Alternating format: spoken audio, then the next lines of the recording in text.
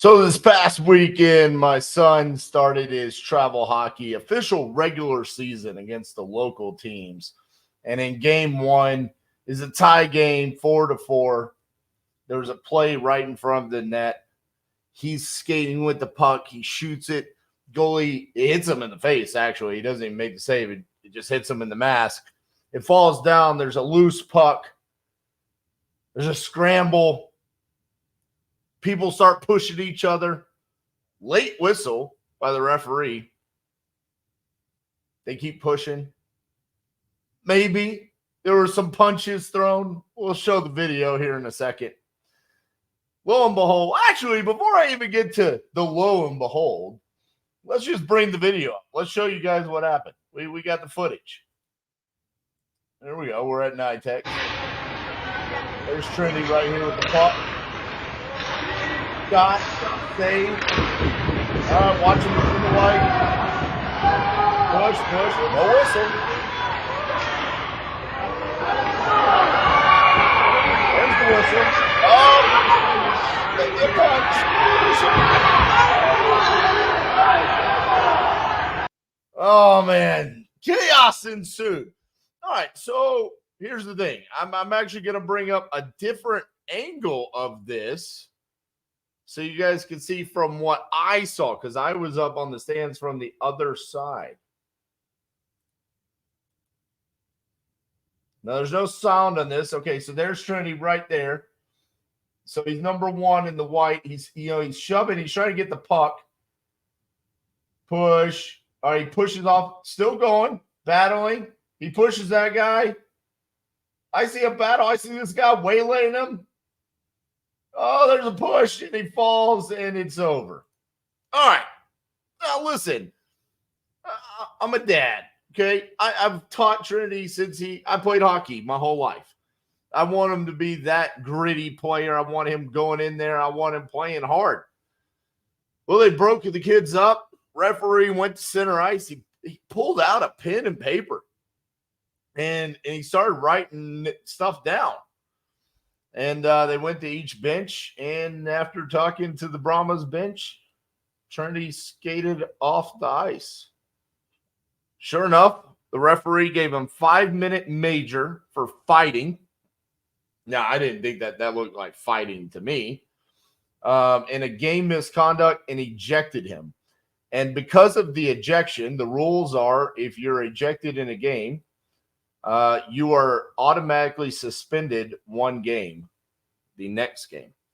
So he had to miss half of this game when his team was tied. Now, luckily, his team was able to win that game and the next game, but he missed 1.5 games. So essentially, he got suspended for 1.5 games because of that moment right there.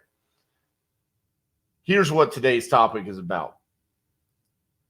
I did not know how to respond to Trinity. I'm his dad. I'm his leader. Just like I'm the leader inside of my business. When things go bad, it's our responsibility that we're supposed to know how to respond. I didn't know how to respond to this. Emotionally, I was torn up for him. I was upset. I was probably more upset than he was. I didn't want him to be suspended. I didn't think he did anything wrong. I felt like everybody there was – he wasn't the only one. It was 2 Brahmas that were kicked out and one from the other team. But it's hard when you tell somebody this is how you're supposed to perform. This is how you're supposed to play the game. This is how you're supposed to do what your responsibility is in our business, and they don't get the result that they desire. And maybe it's not even that you didn't get the result. It's that you got something negative from this. In this case, Trinity getting suspended.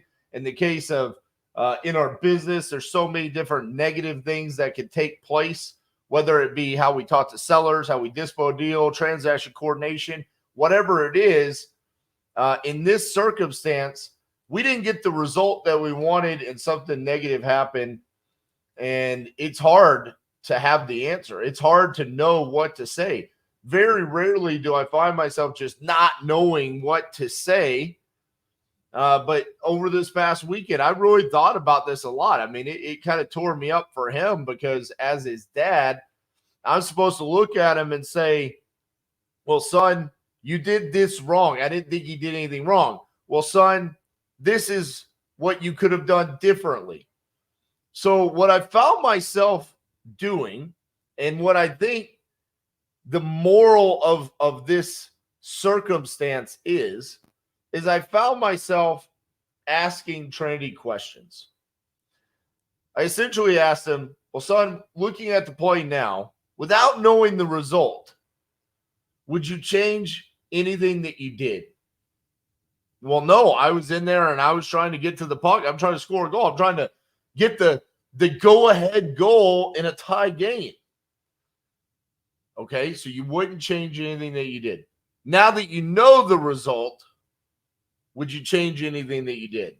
And he was like, well, yeah, I mean, I probably wouldn't have thrown the punch. I probably wouldn't have pushed. I probably would have just skated away. Well, that's where I figured out what to say. You cannot change your actions and your decision-making process out of fear of knowing a negative result. It's just part of playing the game. It's going to happen. There's going to be times where you do things and you do exactly what you intend on doing. You play the game exactly the way that you want to play the game. You are who you want to be in that moment, and you get a negative result. You have to live with that and be okay with it. Just the same way we're okay with getting great results, maybe results better than what we anticipated. We openly accept that, and we say, thank you, may I have another? You have to do the exact same thing when you get the negative result. It's just part of being in this, whether it's running a business, whether it's acquisitions. Hey, I just got done with a full week of going live on my YouTube channel, calling sellers. There was plenty of time to closer's formula. We went through it.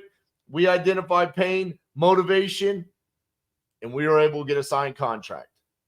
There was also multiple times this past week where when I talked to motivated sellers, I identified their pain, their motivation, and it got down to the moment of truth where I made the offer and something didn't go right. One particular circumstance was, it was a great conversation with a gentleman, house just outside of San Antonio, Texas. Great conversation, ton of rapport. We were laughing, we were joking. I said, hey, I need to call someone down in San Antonio, and then I'm going to give you a call back. So I called Steve Francis, and I said, hey, man, this is in your neck of the woods. It's a high-priced property. I want to verify with you that you think this is a deal that you could help us dispo, because I don't want to get this property under contract and not be able to dispo the deal. So I wanted JV with you. So he said, okay, let me take a look at it. Let me call a couple of my known buyers and let me see what I can do. He calls me back and he says, RJ, there's something definitely here. You should definitely go get this property under contract. In fact, I myself want to drive out to this property and I'd like to take pictures of it and walk it myself. I called the seller back. It was on the live with property leads. I was muted though. So I share this with you. I said, hey, we'd like to come out. We'd like to do a walkthrough on the property before we officially make our offer. And the seller said, okay, well, yeah, go out there anytime. Just go through the gate and you can walk around and you can view the property through the windows. And I said, no. I mean, before I make a $500,000 decision, I actually need to get inside the property. Is there any way that you could meet us there with a key? No. Okay, well, I need to see the inside of the property. He said, well, I see you're calling me from Fort Worth, Texas. Are you going to be taking 35 or 281? I said, well, actually, funny enough, if I were going to San Antonio, I'd take 281. But I have someone in San Antonio that his name's Steve, and he would be the one that would be walking the property. He said, who's the decision maker? I said, well, I'm the decision maker, but Steve and I are partners on this, and we're going to be doing the deal together. And he said, if you're not going to be at the property, then we're not going to meet you there. I said, well, I have someone right there. Before we get to that point, I'd like Steve to come out and see it. And he said, no, thank you. Click. This is just like what happened with Trinity in his hockey game. When I look back at this, I would not change anything on how I played that scenario. Is the result what I wanted? Absolutely not. I thought we were about to make a great assignment fee and do a deal with Steve Francis, which I love doing deals with my friends. However, the result is not what we wanted, and I have to be okay with that. I have to live with that. Just the same way as my son had to live with this. And it was difficult for me to know what to say and how to react in the moment.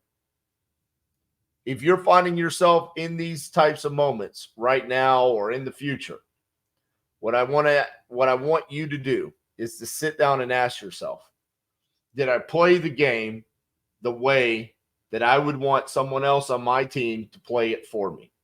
And if that's the case, then be okay with the result that you didn't want. It's okay. It's just part of playing the game. Let me know what you think in the comments. Give Trinity a like in the comments as well, man. Kid works his tail off. One last time, let's bring this up here so you guys can see. You guys tell me. This fight, first of all, he should have scored the goal. He scores the goal. None of this happens. 5-minute paper for 5 minutes. Good push. Awesome punches.